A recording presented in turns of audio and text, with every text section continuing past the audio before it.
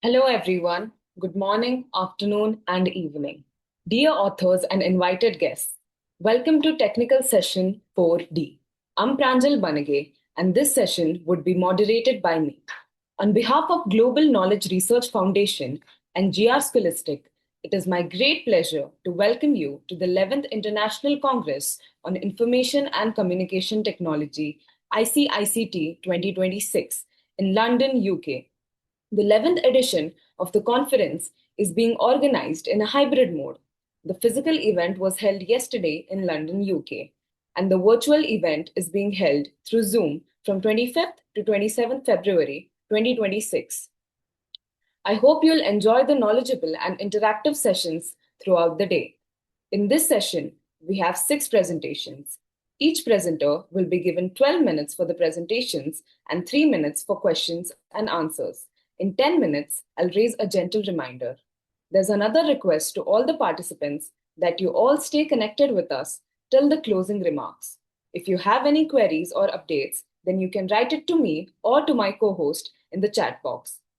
Just before we start the session, I would like to introduce you all to the chair for this session. Achanos Korsaris. He is an AI engineer at Novel Core based in Greece. He works on developing and applying artificial intelligence solutions, contributing to innovation in advanced computational technologies. I would invite him to kindly deliver the opening remarks. Thank you, Pranjal. I would like to welcome everyone to the 11th ICIST conference in virtual room 4D. My name is Athanasios Koursaris, and together with my co-chair, Dr. Verma, I'm delighted to be guiding today's session. We have 6 presentations ahead of us, and I'm particularly excited since the breadth of topics is really wide, since we have applications on information technologies on medicine, blockchain, and even the fashion industry. It really reflects the interdisciplinary spirit of this conference, and we are really delighted to see that. To our presenters, thank you all for your contributions, and we are looking forward to engaging in very interesting discussions. To our attendees, please do not hesitate to ask questions, since that is where the real value of these conferences comes to life. With that, I think we should initiate the process, and thank you for having us here. We are delighted to guide this session. I would now like to invite Dr. Priyanka Verma. She is a professor at Purnima University, Jaipur, India, with over 20 years of experience in teaching, monitoring, and student development. Her areas of expertise span web designing, data mining, web mining, communication skills, leadership, and teamwork. A seasoned researcher, Dr. Verma has published extensively in reputed journals including IndoScience, IEEE, Elsevier, and Taylor and Francis. She also contributes to the academic community as a member of editorial boards for several scholarly journals. I would like you to present the opening remarks. Thank you so much, Pranjal. So here's wishing all the very best to all the presenters. Looking forward to your presentations. Then I would like to start with the presentations. I would now invite Austin Jojo Jalla to present his paper on AI in medical diagnosis using machine learning. You may please share your screen and start your presentation.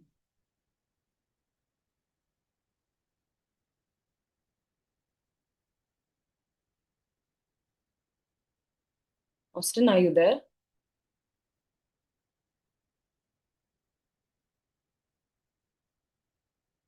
Since Austin is not present, we'll proceed with the next presenter, which would be Bernard Swinpoil. We'll ask him to present his paper on assessing the cybersecurity awareness of staff members in a higher educational institution. You may share your screen and present your paper. Thank you.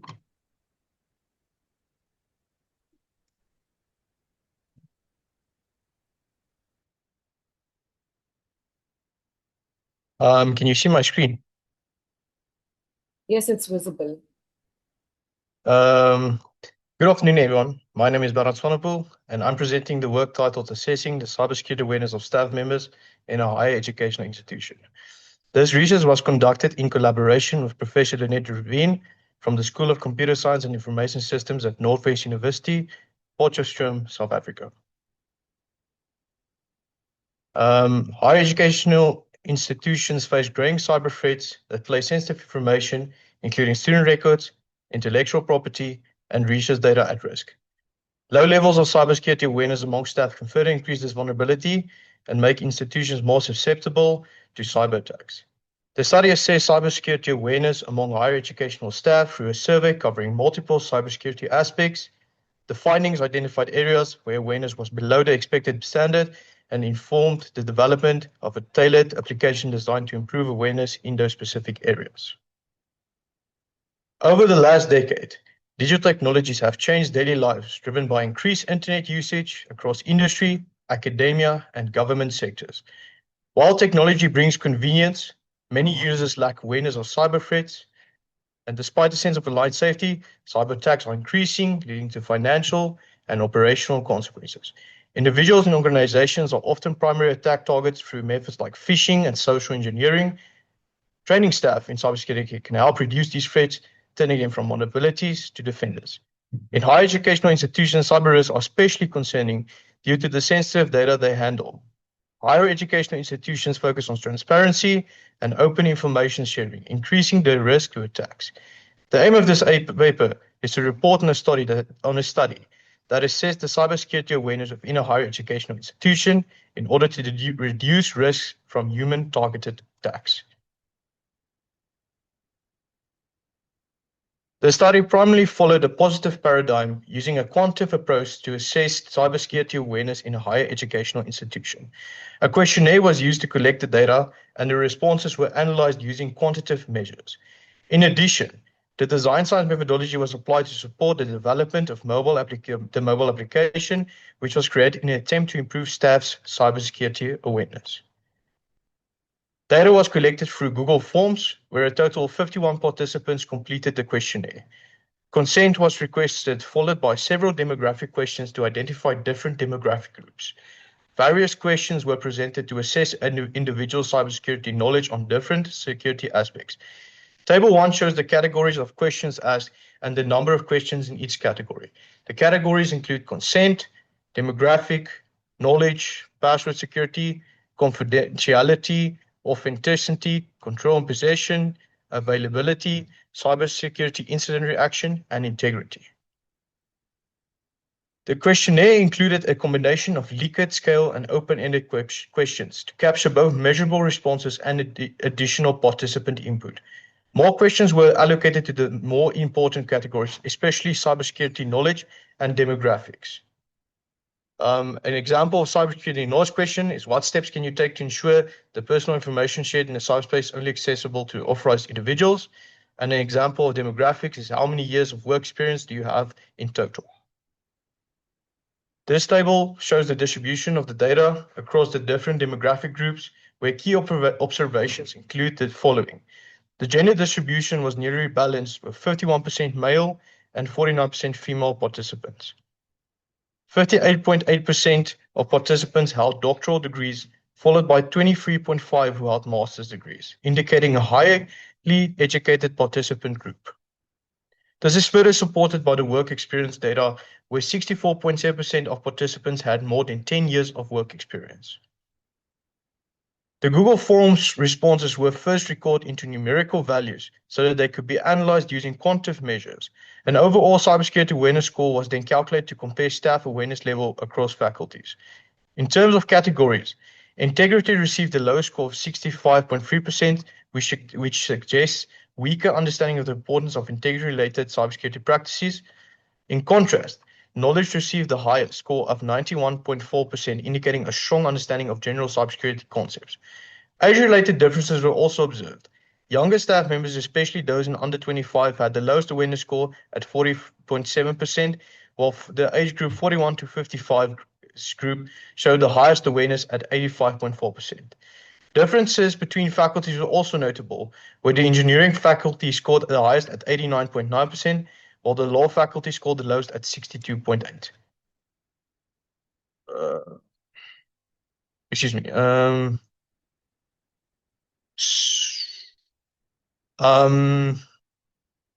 Sorry.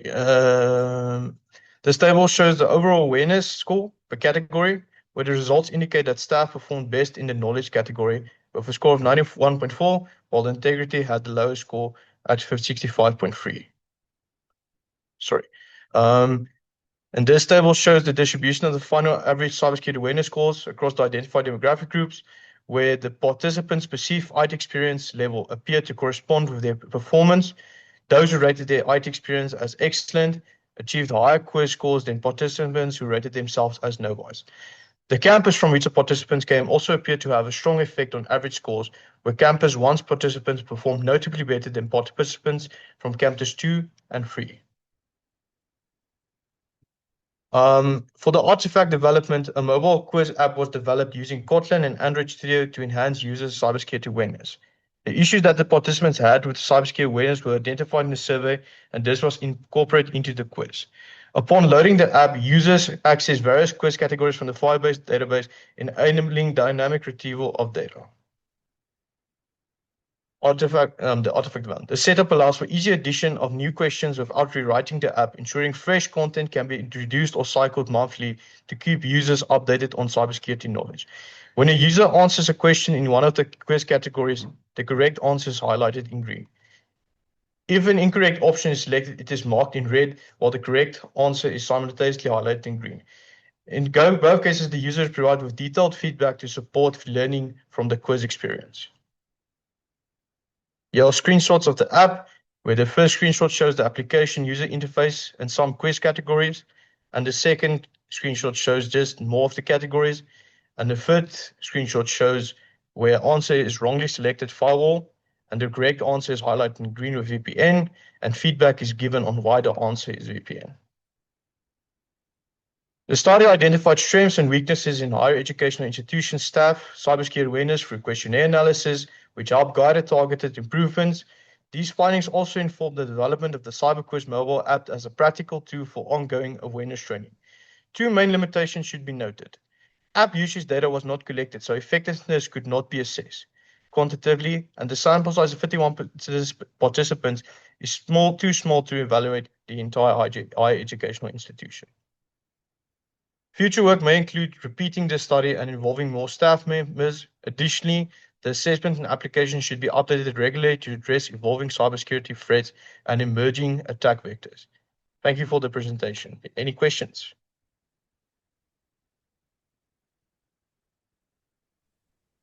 So, ma'am, do you have any questions for him? Yeah, I have a question. Can you just tell me the size of your questionnaire was very less? It was just 51. So why did you choose such a small size? So basically what happened is I collected data with email, where I automate it with email script. But I didn't use my student email, so my email only landed in people's trash bins. So I actually collected a lot more data, but in that aspect, I collected less data because I sent it to them in the spams and didn't want to resend it because I don't want to spam people with emails. But Bernard, you know that this size of your data would not be able to justify your research because 51 is a very less number. Yes. That is why I list that in my shortcomings because I can because if I had more data I could draw better conclusions. But Yes. it's a basis to build on for the study. Yes, so for your future research, make sure that you have a more amount of data because 51 is too less. Yes. Okay. Okay, fine. Thank you. Thank you, Bernard. Thank you, ma'am. Any other questions?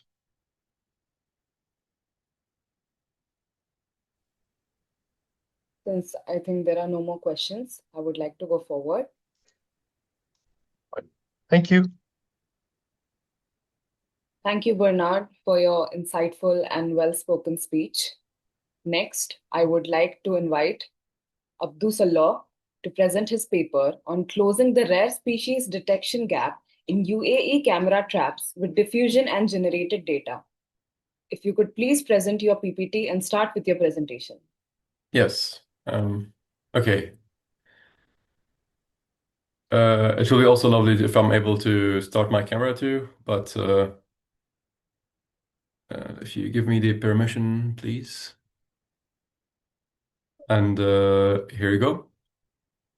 And I assume that you can see my screen fine and well.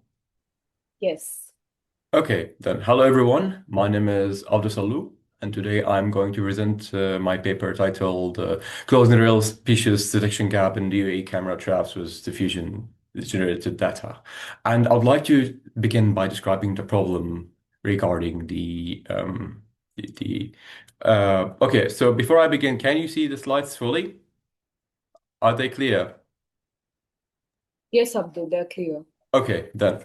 So we are trying to address a class imbalance issue in camera data from a worldwide fund Emirates Nature datasets. So our university have been working on this collaboration between us and the Worldwide Fund in order to classify and understand the wildlife in the United Arab Emirates, specifically in the Hajar Mountains. But the problem that we have is that we have lower amount of animals for certain categories. So like sometimes these animals are hard to detect or they're just small enough to detect. So they are in the tail classes. And the problem with the tail classes, we have lower amount of images, so it's hard to classify. And we are trying to augment this data set using stable diffusion to rebalance the basically the tail distribution. So our research question it would be, can class targeted diffusion generated images improve rare species detection in the long-term data set without degrading overall performance? So, wildlife monitoring has been done with YOLO, but it really often collapses under like, situations like IR, like late night photos or stuff because animals can move around and these are set up also in the night and whatnot, and also their size can be affecting things. And the class imbalance can be, resolved by using augmentation methods like, I don't know, shifting the image or warping it or whatnot. But the results are still mixed, and we're trying to see whether, new technologies such as stable diffusion would help our case or would harm it further in terms of, compensating the tail classes. And as we said, the camera trap dataset have been provided to us by Worldwide Fund in the Hajar Mountains. The photos are captured in the Hajar Mountains. You can see some samples on the left. And we have trained around 8,000 subsets of images using 60-20-20 training ratios. And we believe that the training here task is a bit difficult because some of these images are, basically it's really hard to detect the animal and whatnot. So even when we were trying to do the bounding boxes and trying to find the animal, it was also a harder task for us. But overall, we have basically using the subset to begin our research on. And speaking of the tail classes, we have chosen the five lowest tail classes in terms of the number of images, which are the cat, the camel, and three species of animal of birds. You can see Anomalus deserti, Omethe oblinga, and I believe Emberiza steriliota. And we only chosen clear body images, and there are some ghost images that somehow the camera identifies, so we have removed them, and we have resized the images to 512 by 512. The synthetic data generation has been powered, and we have chosen Greenbooth, Stable Diffusion 1.5, and we have chosen a learning rate of 1 to the power of negative minus 6, 2,000 steps, and we have tried to also adjust the training, so we have done some hyperparameter tuning on that, and we have generated 700 images per class. So for every image, for every category here, we have generated basically 700 images. And for a class library balancing, we have basically combined them using a uniform and a non-uniform sampling strategy. So a uniform strategy will be like basically matching the number of images that we have, like the real to, and the non-uniform is a bit like the non-uniform is having the same amount of images for every class. So for example, the uniform, if the original dataset has 256 of, for example, camel, we would have 512. While the non-uniform, it will be a fixed number across all the take classes. For example, even though, for example, camel has 216, we would have 500 for each class, including the camel. And we have evaluated mixing ratios 1:1, 1:2, and 1:4, real and generated, to study the effects of the synthetic volume and detection performance. For the uniform, we would be just multiplying the number of the actual images that we have in the dataset. And for a non-uniform, we'll be just using a specific number and we just go forward with it. And all configurations we'll use to fine-tune on YOLO V6 Lite S using the smallest model, so that we consider its size so that it could run on mobile environments, on camera trap environments on the go, and also to compare our results. So basically, we have used an NVIDIA A100 to train on puberty epochs in the 640 by 480 resolution. We have used COCO annotations that are originally in the dataset. So it was based on a COCO annotation and we converted to YOLO format. And we said that we have used YOLO for its lightweight architecture. The evaluation metrics were on of image realism using the FID metric. YOLO metrics we have looked at precision recall F1 and mean average precision, and we've also looked at evaluation scope, looking at the difference between uniform and non-uniform ratios.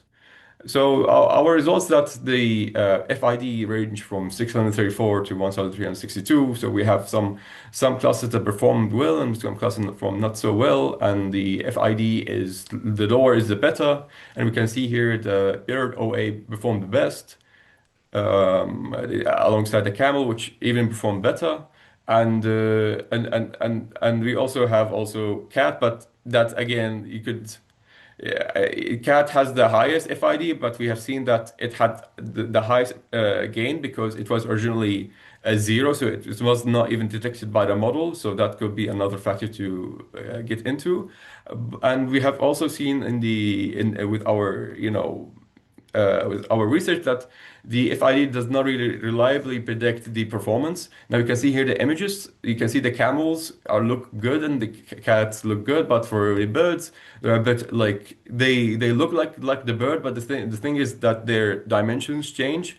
So that's something to really consider, and they have some fine textures that we need to adjust that the model was not able to capture.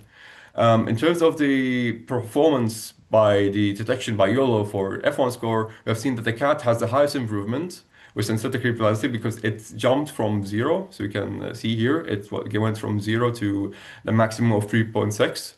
Camel achieved also a best overall result with non-uniform for mixing, and small birds constantly degrading, which, as we said, that could be results to a scale and feature resolution, basically. So.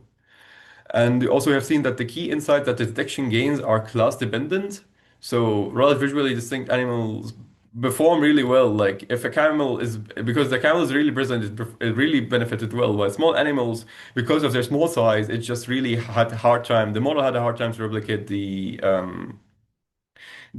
basically the bird, even though we're given it exact details about what the bird name is and whatnot. And the object scale and background can matter more than the synthetic volume as well. So like rather than the number of images or like the sampling ratio, the how much the object is like the ratio of the object compared to the background is also really important. And as we said, that the FID didn't really predict the detection gain. For example, here we had the worst score for the cat, while the cat performed best here in terms of gains. So we could say that it did not really, satisfy that because it's more about image realism and task utility, basically. I would like to speak about the gap. So basically we have a high gap between the image, so we would like to see like what causes this, and would like to see what other methodology could be done. Detection models, we have used our previous research from university, and we have based our research on the YOLO V6, but I would like to explore more recent models since this research was done in 2023. And the augmentation that we would like to try to see what happens if we take the object and try to shift it in the background or make sure that it's more prominent to see whether that will make more changes to our research and to our results. And the conclusion of the future work is that basically to answer the research question that it had selectively improved some animals and the strongest gains for large, visually distinct animal. And even though the cat was zero, the cat was actually distinctly there, so you could see the cat, and the birds were hard to detect. The effectiveness, as I said, is class dependent and governed by object scale and context alignment, not just synthetic volume alone, and not even just ratios. So the future work would look like at spatially controlled generation and trying to compose the background and see what happens if we remove the background or we change it or whatnot. And we would like to basically try to evaluate other detectors and see more fine-tuned habitat prompting to see how robust is the basically the methodology. Thank you, and I'm open to any and all questions. So, ma'am, do you have any questions for him? Yes, I have a question. Just tell me Yes. one thing. You said that your complete structure is based on classes, right? Because Yes. different animal categories, the output was different. So, Yes. did you use any ML technique also? No. So basically, we have. Well, I mean, depending on your definition of ML, we have basically used Stable Diffusion and the YOLO, but we do not consider classical ML techniques. For example, like you could say the usual ones for image detection we have not used. We wanted to use the state of the art in the industry, and we have seen that YOLO would be sufficient for our research purposes. No, because I asked because you specifically mentioned about classes, no? So that's why my concern was nowhere in your slides you have mentioned this. No, so basically our ML methodology is using YOLO v6, and YOLO v6 is an image classification model, which is basically a machine learning model. Okay. Okay, Okay, fine. Thank you. I really appreciate your presentation, Abdu. It was really thank you. insightful. Thank you for sharing your knowledge. Thank you so much. Now, next, I would like to call upon Saba Nagy to present his paper on design of a permission blockchain system with time-locked encryption and auditable modification. You may please share your screen and start with your presentation. All right. Thank you, Pranjal. Can you please? Oh, all right. I'm able to share my screen. Okay. Uh, can I get a confirmation if you're able to see my screen? Yes, we're able to see your screen. Okay, thank you so much. Good afternoon, good morning, good afternoon to everyone. My name is Csaba. I'm a PhD candidate at the University of Debrecen of Hungary, and today I will present our work with Andrea Huszti and Norbert Alá. Just a quick agenda, what I will cover in the following few minutes. I will talk about our motivation of this work, and we'll give you some definitions, what was the main pillars of our work. We'll try to mention some existing literatures and a comparison with our proposed schema, and we'll talk about our security analysis and the implementation itself. So, our motivation was that in many digital sectors, such as electronic auctions, financial settlements, and legal executions, uh, the success depends on a very specific type of privacy. In our case, we need sensitive data to remain completely hidden until a predefined moment in time. If the data is released in advance, it can cause several consequences like financial loss, legal disputes, or the loss of the competitive advantages.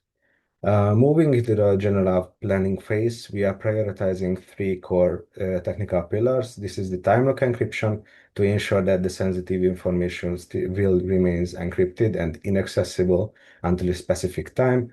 There is the controlled modification or mutability to balance the data integrity with the flexibility, and the decentralized management to moving away from the single point of failure systems by implementing decentralized management to enhance the transparency and the resilience. Jumping into our definitions, with the time, we know that the time lock encryption has three probabilistic polynomial time algorithms. What is the setup, encryption, and decryption? With the setup, we do receive two outputs, the public parameter and the aux information. Where in the encryption phase, we take our sensitive message and use the public parameters to proceed with the ciphertext. At this stage, the data is logged away. At the decryption algorithm, the system checks the current time, the value against our original target. If we try to decrypt the message too early, the ciphertext too early, the algorithm simply returns a null symbol. Otherwise, the message can be freely decrypted by any of the participants of the system. Besides the time lock encryption, we can talk about the verifiable delay function, which requires an inherently sequential computation. This means that even if an attacker has thousands of processors, they will still must take the sequential steps to compute the output. While the computation is slow, the verification is really fast. The verify algorithm runs in a polylogarithmic time, allowing anyone to quickly check that the output is correct without redoing all of the long work. And we are combining this with the Shamir's secret sharing threshold, which will ensure that the sensitive trapdoor information, the trapdoor information will come from the chameleon hash in the following few slides, is only accessible when a predefined number of authorized parties will agree within the system, within blockchain. We do talk about the billionaire pairing. This is an essential map that connects two different groups, an additive group with and a multiplicative group. And it has three main properties, such as the bilinearity, the non-degeneracy, and the efficient computability. We must be able to compute these maps quickly for any pair of points. And let's talk about the chameleon hash. The chameleon hash is a trapdoor mechanism that allows us to modify our messages. Let's roll back to the standard cryptographic hash function. We know that it is impossible to find two different inputs to proceed the same output. That's what we call the collision resistance. However, when we are talking about chameleon part, this comes into the picture when we mention the trapdoor collision generation. If you have a secret key, what we call the trapdoor, the rules will change. The trapdoor allows you to modify the input message, so you will able to generate a collision, but the output, the hash, will still remain the same. Let's jump into the related works. We created a comparison of the existing approaches.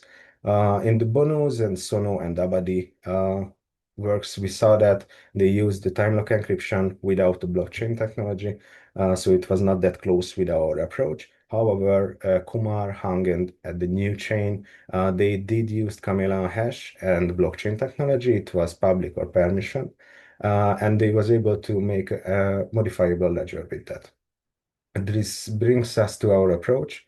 By utilizing a permissioned blockchain where we used Hyperledger Fabric, we have developed a system that is the first to simultaneously provide a chameleon hash, time lock encryption, and a modifiable ledger.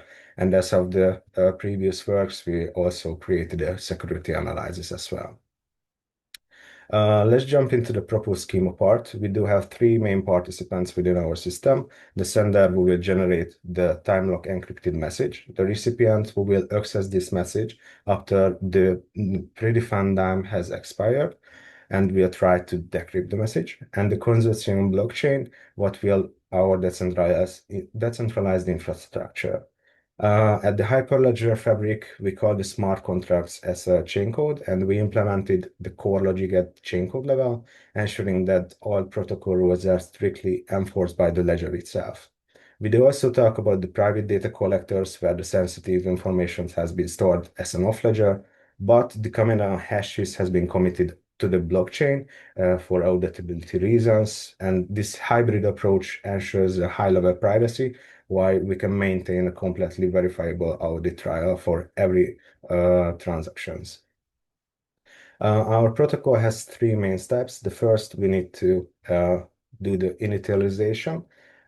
We need to have four primary cryptographic components, which is the elliptic curve parameters, the cryptographic hash function, and the bilinear pairing map, which is essential for the chameleon hash and the VDF construction. Finally, each of the node in the network is assigned with a private scalar and a public key.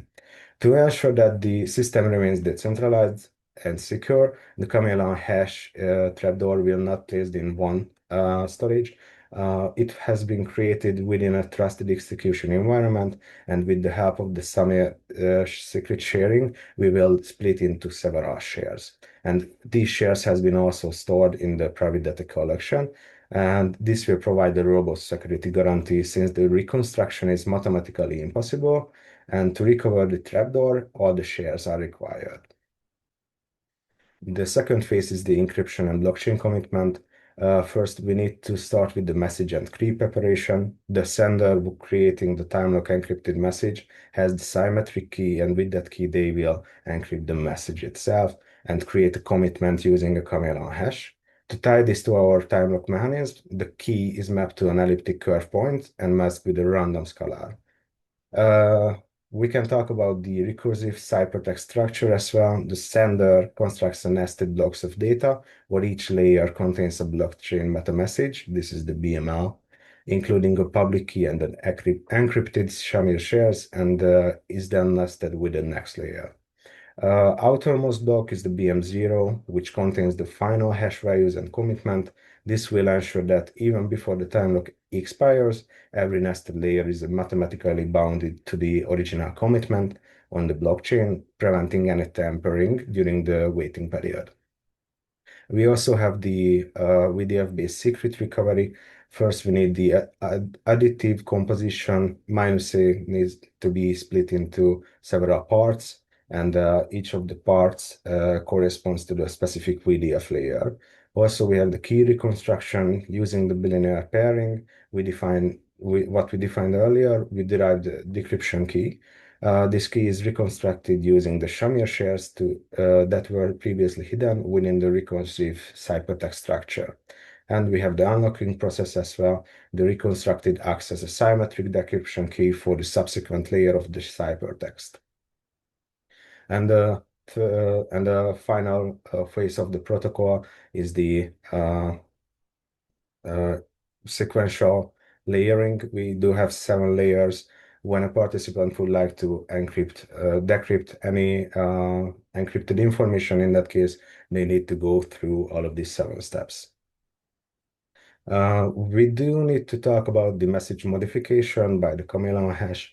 We do have an update procedure for that. For first, the participant need to invocate the chain code. After that, the consensus requirement needs to be done by the participant who is within the blockchain network.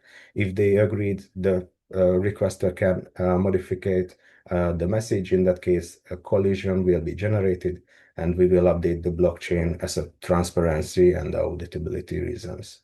Also, what I need to mention is the modification scenarios. We can talk about the pre-key revelation. Before the time lock expires, only the original sender can propose an update since they have the symmetric key.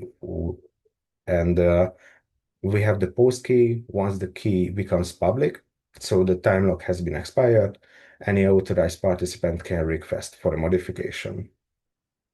We do have our security analysis where the time lock security has been guaranteed by the hardness assumptions like SCDLP and the SEDH and the one-wayness. The integrity of the unlocking process is ensured by the hash commitments stored on the blockchain. Every intermediate result, such as VDF outputs and shamir shares, must be verified against on the chain data. We do have the control mutability. This makes modification mathematically impossible. The chameleon hash property of the system can only activate it through the collective authorization. And of course, the auditability and accountability is provided by the transparent. We know that the blockchain technology is an append-only permission ledger where we are unable to modify informations after we push the data for that. Besides the theoretical part, we created an implementation to prove our work and make a performance evaluation. Let me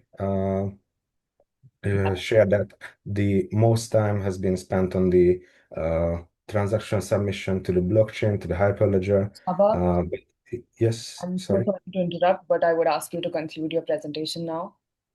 Your time All is right. up. Okay. In that case, this was my last slide.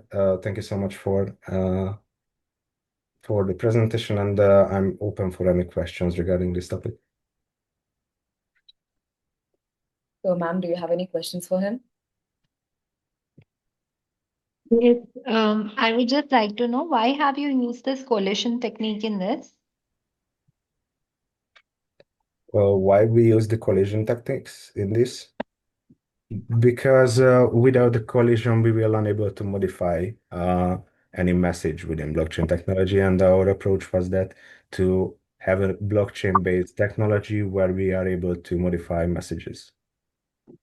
But apart from this coalition technique, is there any other technique as well? No, we used cryptographic protocols to be able to do this collision. But no, we only using chameleon hash, time lock encryption, billionaire pairing, and also asymmetric and symmetric key encryptions. Okay, okay, fine. Thank you. Thank you, Priyanka. Thank you, Chaba, so much for your informative and engaging presentation. Thank you so much. Next, I would like to call upon President Karen McKell to present her paper on PDFs and disabilities and PDF remediators experiences, 25 years of accessibility and barriers. You could present your presentation and share your screen. Thank you. Whoops, it's telling me I can't share. Hang on a minute.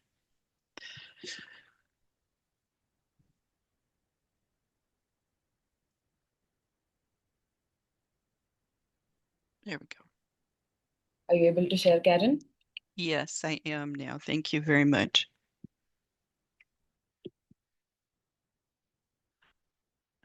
Okay, so my research has been on the accessibility of PDF documents, and I started out by looking at the user experience because when I went to conferences, when I presented on digital accessibility, I kept hearing from people who were blind, visually disabled, had learning, cognitive, or other disabilities that PDF documents, despite having the capability of being accessible for 10 years, were barriers to education and employment.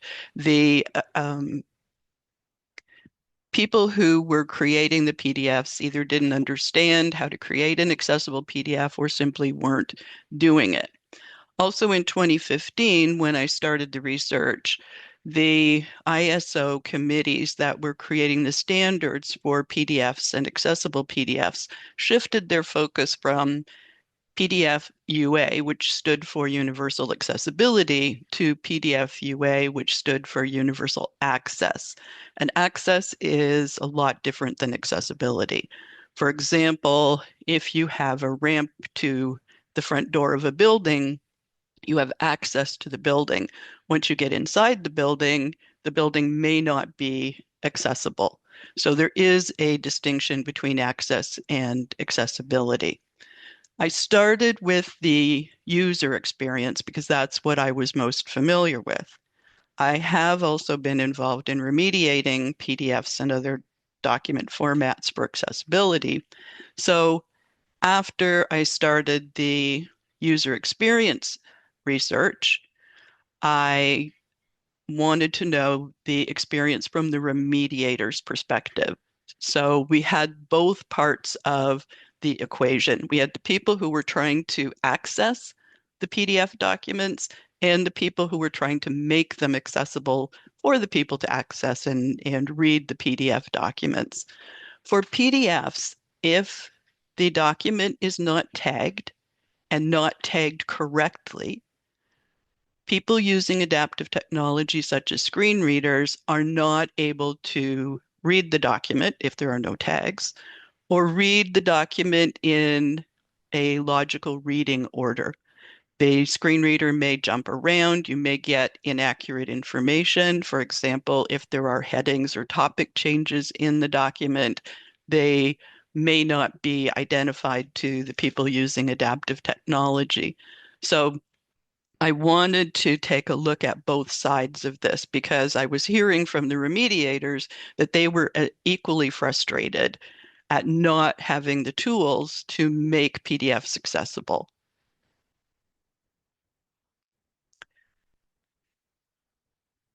So I found that users and remediators had similar complaints and frustrations. I will say that for the end users, the people who were using adaptive technology, the positive feedback that I got in the research was that if the PDF, and that's a big if, the PDF were tagged and tagged correctly, they had no problem, no complaints in accessing the information in the document.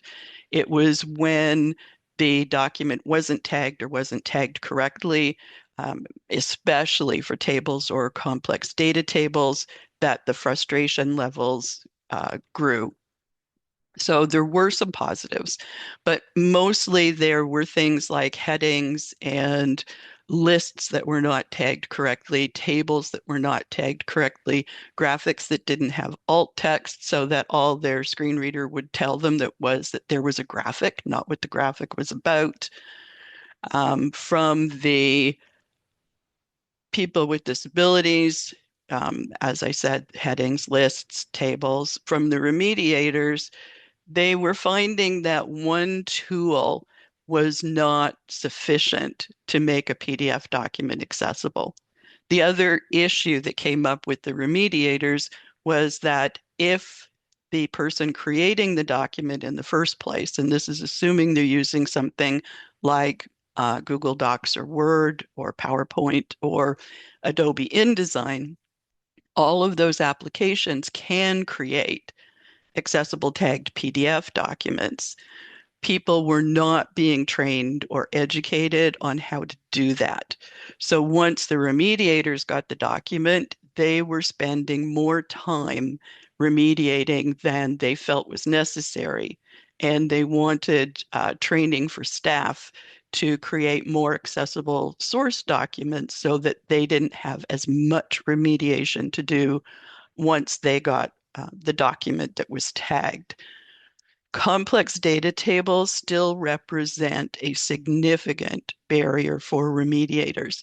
There is no one tool, and this is what I heard over and over again in the research for the past 10 years, was that there was no one tool. And typically organizations would only fund one tool. And typically it's Adobe Acrobat Pro DC. There are competitors to Acrobat. There are also remediation services. I was talking to one remediator who had a complex document a couple of weeks ago, and for a 1,300 page PDF document, the quote from a remediation service to make it accessible was $47,000, which is just cost prohibitive. So we come up against a lot of barriers, both in terms of the tools that we have and in terms of the PDF viewers that don't necessarily support tags. For example, Apple Preview doesn't support all of the tags that Adobe Acrobat or Adobe Reader does. So we have this sort of confluence of barriers on both sides that are affecting the excuse me, the ability of people to get accessible PDF documents. Because PDF is prolific in education and employment, this in turn creates a significant barrier to employment and education. The amount of time it takes to make something accessible using the tools that people often have are just either time prohibitive or cost prohibitive. Organizations are still finding that it is most cost effective to create the PDF in-house rather than sending them to remediation services. One of the things that I discovered in this, I have presented on the individual research surveys, but this is the first time I've taken a look at all 10 years of research that has occurred. And what I found was that if I took the year out of the research, if I didn't divide the feedback by year, very little, if anything, had changed over the 10 years from both the user experience and the remediator experience. The things that people were finding frustrating in 2015 were frustrating in every survey up to 2025, which is the last time that the survey was run for users. It was the same for PDF remediators. From the first survey to the last one that was conducted in 2025, the frustrations and the barriers that were faced were the same. So if I removed the year, nothing had changed in the last 10 years in terms of our ability to make PDF documents more accessible. We've had the ability to make PDFs accessible for 20, 25 years, since the early 2000s. With legislation coming from Europe and Canada and other countries that are saying that these documents have to be accessible, one of the solutions is to include accessible document design in the education system. And yet, when you look at the legislation for these countries, they stop short at saying we are going to build this into our educational system. So if we start with more accessible documents, we're going to end up with more accessible PDF documents that need less remediation. We also need to advocate to the people creating the standards for PDF, because there seems to be a disconnect. Having 10 years with no progress on making PDF documents more accessible, easier for remediation, seems like a long period of time with no innovation and no progress. So I think that we need to take a look at the educational systems in teaching people how to make more accessible documents, so in turn they can be converted to more accessible PDFs. But I think we also need to look at the standards and see if it's the standards that are not meeting these needs, or if it's the implementation of the standards that are not meeting these needs. Part of the problem, too, is that people in the field of digital accessibility have been seen as cheerleaders and champions rather than as equals in terms of the roles that they play in organizations. So if you think of cheerleaders and champions, they're on the sidelines. They're not really part of the team per se.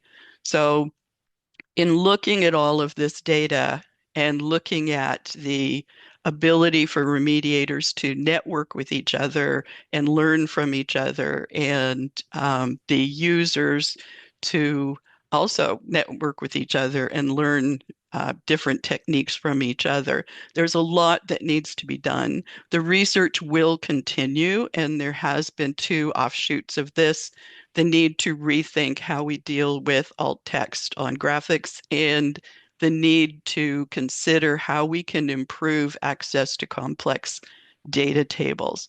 So this research will continue. I was really surprised when I took the years away that it appears that nothing has changed from either the user experience or the remediator's experience in the last 10 years. Thank you very much. Thank you, Karen. Oh. So, ma'am, do you have any questions for her? No questions. Okay, then.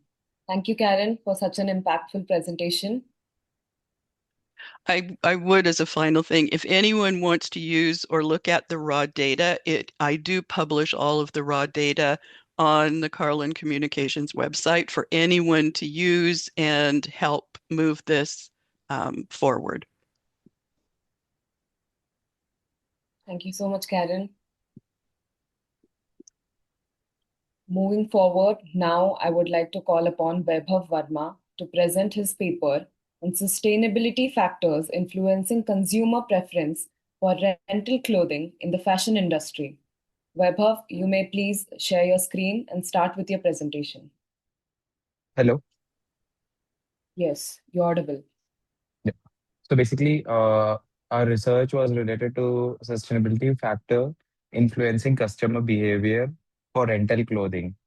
So uh, in this uh, uh, in this we try to make a market research related to what all the factors that influence consumer behavior to uh, take take rental clothing.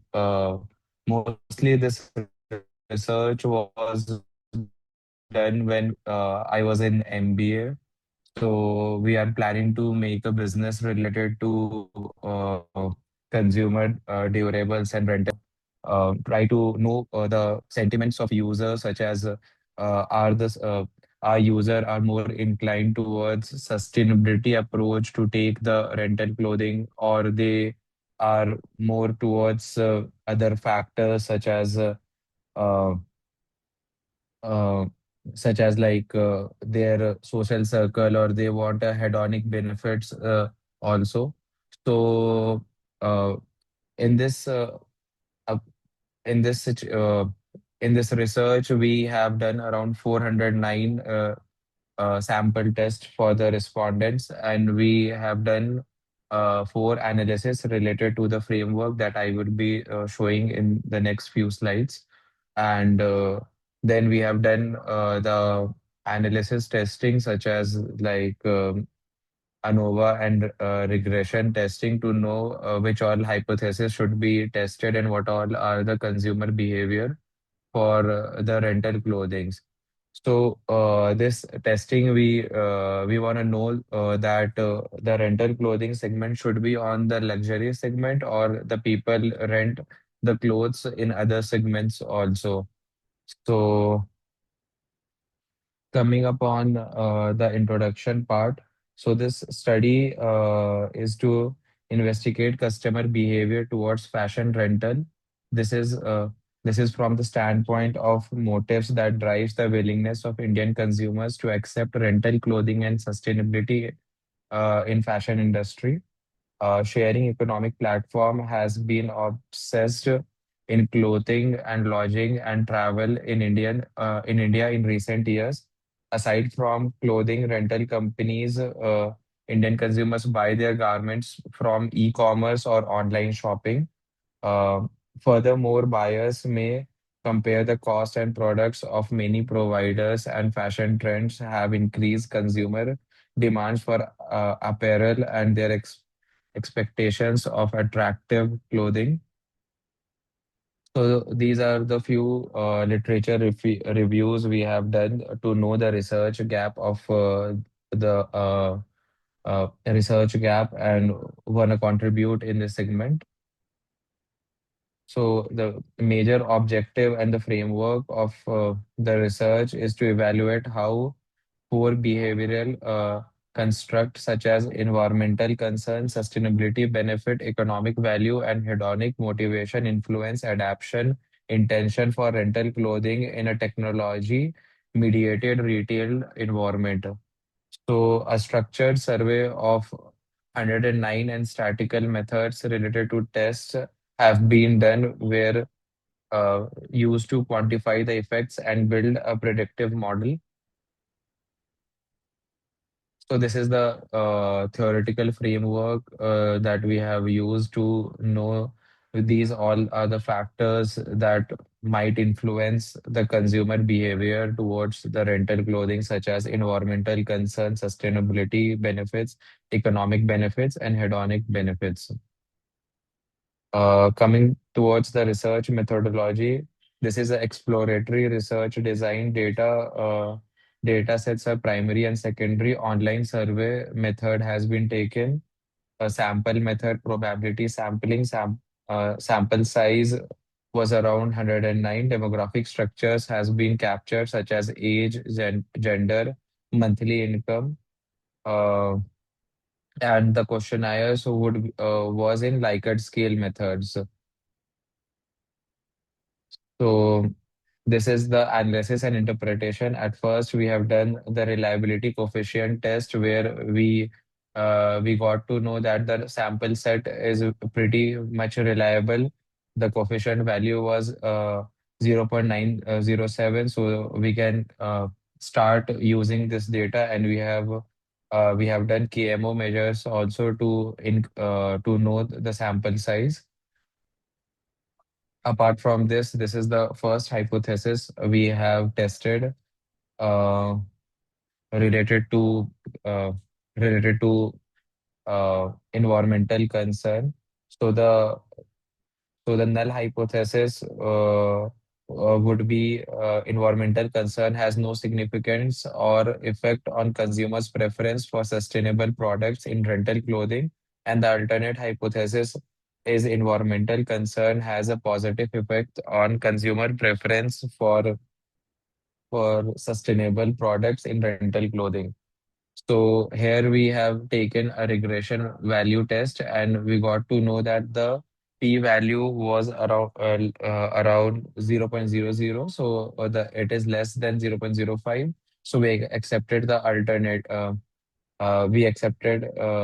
alternate hypothesis in this.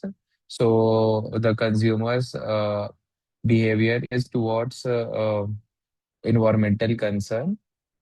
And the second analysis for the independent variable is sustainable benefit. Here also we have uh, null hypothesis. A null hypothesis is where there is no significance or effect on consumer preference for sustainable products in rental clothing. Uh, Alternate hypothesis would be the benefit of product have a positive effect on consumer preference for the rental clothing business. Uh, Here also the p-value significance is zero less than 0.05. So this also determines that the consumers who are uh, uh, who are inclined towards rental clothing are seeing sustainability benefits also. Coming toward the third independent variable, that is economic benefit. Economic benefit also, we have two hypotheses. First is null hypothesis, where the sustainability benefit of a product has no significance or effect on consumer preference for sustainable product in rental clothing. The alternate hypothesis is the sustainability benefit of a product have a positive effect on consumers' preference for the product in rental clothing. So here we can also see from the chart that the significance p-value is mm, also less than 0.05. So here also we reject the null hypothesis and accept the alternate hypothesis, where we can get to know that the users who are seeking rental clothing see the economic benefit also. Coming towards the hedonic benefit and the fourth independent variable, here the hedonic, here also we have taken two different hypotheses, such as null hypothesis is hedonic benefit of the product has no significance or effect on consumers' preference for sustainable products in rental clothing. And the alternate hypothesis is the hedonic benefit of a product has a passive effect on consumers' preference for the product in rental clothing. And here also we can see the hypothesis is accepted, and the p value is also 0.05. So we accept the alternate hypothesis. So this determined that the hedonic users are seeing the hedonic benefits also in rental clothing. Coming upon the demographic profile of the respondents, here we can see that most of the users that we have taken has an age group of 21 to 30-year-old, and the second most is above than 40 years old. Gender distribution, we can see most of the users, it is kind of a 50-50 type of stuff, because like 53% is male and 44%, 45 I can say, is female. And income distribution is around most of our users, those who have taken part in our survey, they have a 2 lakhs and above the disposable income to like purchase these things. And the second most is the users, those who have like zero or less than 50,000 rupees in the income bandwidth. So the conclusion of our study is environmental concern is a significant factor that influence the fashion industry's adoption of rental clothing option. Customer who cares about environment are more likely to prefer rental clothing. Rental clothing is considered a more sustainable alternative to traditional retail clothing, and this sustainability benefit is an important factor for consumers when making purchasing decision. Renting clothing has a potential due to reduce waste and immersion in fashion industry, and consumers are aware of this potential impact. Economic benefits such as lower cost are also important to consumers when making purchasing decisions, making rental clothing a cost-effective options compared to purchasing new clothes. Hedonic benefits such as ability to try new style are also important to consumers when choosing rental clothing, as it provides more variety and options for consumers than traditional retail outlets. Recommendation and future work for this project would be fashion companies should prioritize sustainability in their production process to reduce their environmental impact. This can include adapting eco-friendly materials, reducing waste and immersion, and incorporating circular economy principle. Rental clothing companies should educate consumers about the sustainability benefit of rental clothing, such as reducing textile waste and emissions, and encourage them to make more sustainable fashion choices. Economic benefits such as low cost of rental clothing should be highlighted to encourage consumers to choose rental clothing over a traditional rental clothing. Companies should prioritize providing quality rental clothing that meets consumer expectations and provide a positive rental experience. Hedonic benefits such as the ability to try new style and have more variety in fashion choices should be emphasized to attract more consumers towards rental clothing. Social status benefit of rental clothing should be explored and promoted to attract a wider range of consumers. So that's all from my end. These are few of the references that we have done to complete the discussion. And now I'm open for questions if anyone has something. So, ma'am, do you have any questions for him? Yes, Vaibhav, what was the reason of going for sustainable clothing? So when I was in MBA, I tried to like explore explore a business opportunity related to fashion industry, and I thought of like why not try to like build something related to rental clothing apart from like having a proper franchisee business related to any of the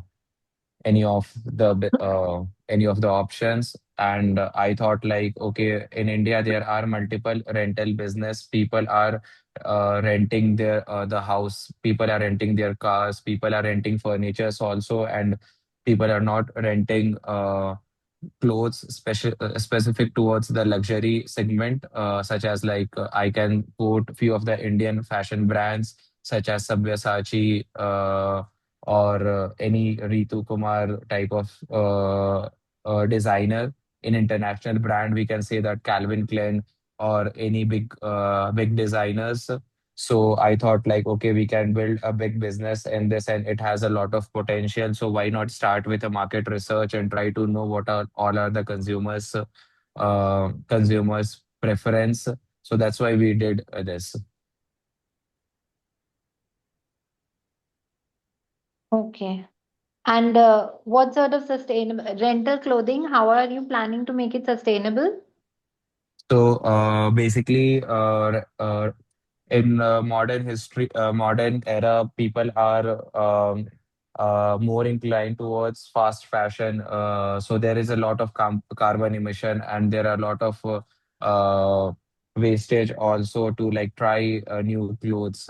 So why not people can buy few of the goods in day to day, and for hedonic benefit they can like use it some rental clothing, and we can need to change the mindset of the user, so that people can see it as a adaptive change in the user's perspective also.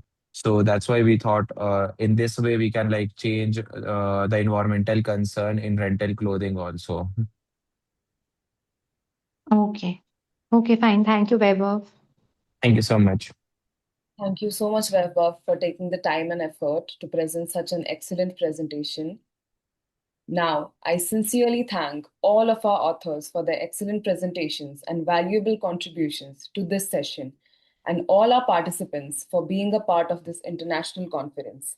I hope this session was informative and enriching for everyone. All the presenters will receive their digital certificates via email within 2 working days. The publication will be live within 7 to 8 months. Kindly cooperate with ICICT 2016. On behalf of the entire team, thank you for your continued support through the 11th edition and all the previous editions. We look forward to welcoming you again for the 12th edition in 2027. Now, as a token of appreciation for our session chairs, I would like to display this certificate on behalf of Team ICICT 2026 and Global Knowledge Research Foundation and partners. I would ask Athanasios Korsaris to give the ending remarks. Thank you, Pranjal. It was really an honor to participate in this conference. Thank you to the presenters and best of luck to for your later research. We hope to stay in touch and share any new findings you may have. Thank you all. I would now also like to invite Dr. Priyanka to give her closing statement. Thank you so much, Pranjal. It was wonderful sharing this session, and I must appreciate all the presenters who gave wonderful presentations. Especially, I would like to mention one of the presenters who gave the presentation related to PDF and disability. So, that I guess it's a very important topic, and it's actually a point of concern these days. So, can definitely be worked upon. Thank you, ma'am. I would like to express my sincere gratitude to the session chair too for chairing the session with great energy and for their valuable presence and guidance throughout the session.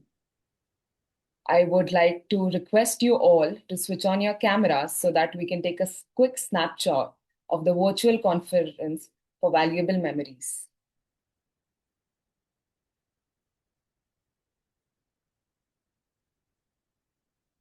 If everybody could please switch on their videos. I can't open. The host has disabled my camera. I don't know why.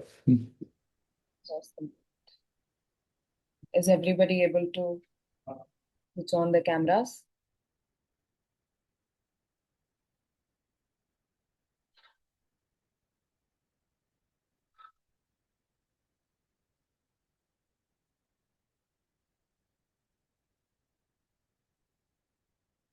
Okay then. We'll proceed with the screenshot, everyone. Please smile.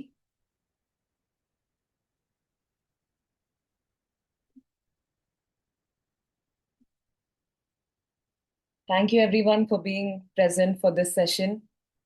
You may all leave the meeting.